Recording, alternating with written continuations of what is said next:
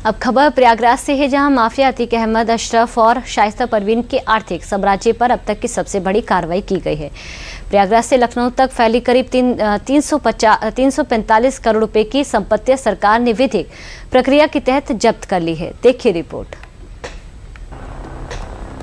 उत्तर प्रदेश में माफिया के आर्थिक साम्राज्य को पूरी तरह ध्वस्त करने की कार्रवाई लगातार जारी है और इसी कड़ी में अब माफिया अतीक अहमद, उसके भाई अशरफ और पत्नी शाइस्ता परवीन की अवैध संपत्तियों पर अब तक की सबसे बड़ी कार्रवाई की गई है। प्रयागराज, कौशाम्बी और लखनऊ में फैली करीब 345 करोड़ रुपए की संपत्तियों को सरकार ने विधिक प्रक्रिया के तहत जब्त कर लिया है। पहले इन संपत्तियों को गैंगस्टर एक्ट के तहत कुर्क किया गया था, अब इन पर सरकार का स्थायी कब्जा भी हो गया है। आखिर किन किन संपत्तियों पर कार्रवाई हुई है और कितनी संपत्ति सरकार के कब्जे में आई है, आइए इस पर एक नजर डाल लेते हैं। प्रयागराज प्रशासन ने अतीक, अशरफ और शाइस्ता की करीब 345 करोड़ रुपए की संपत्ति जब्त की है।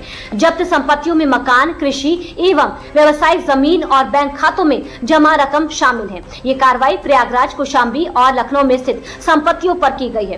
पहले इन संपत्तियों को गैंगस्टर एक्ट के तहत कुर्क किया गया था, अब इन्हें विधिक रूप से जब्त भी कर लिया गया है। जब्त संपत्तियों की सुरक्षा के लिए प्रशासन ने विशेष निगरानी की व्यवस्था भी की है ताकि दोबारा अवैध कब्जा ना हो सके। सरकार इन संपत्तियों का उपयोग भविष्य में सार्वजनिक हितों के कार्यों के लिए करेगी।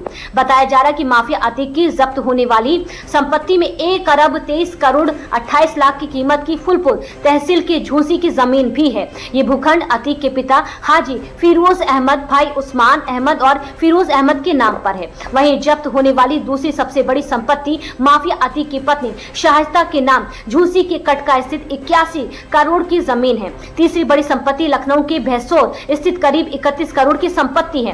फैजुलाबाद वार्ड के शिरवानी नगर में 8 करोड़ के अनुमानित मूल्य का मकान भी जब्त हुआ है। इतना ही नहीं, जब्त होने वाली चौथी बड़ी संपत्ति कौशाम्बी कोहिला की 24 करोड़ की जमीन भी है। प्रशासन का कहना है कि माफिया की आर्थिक ताकत को पूरी तरह खत्म करने की दिशा में ये बड़ी कार्रवाई की गई है और आगे भी अवैध संपत्तियों की पहचान कर इसी तरह की कार्रवाई आगे भी जारी रहेगी।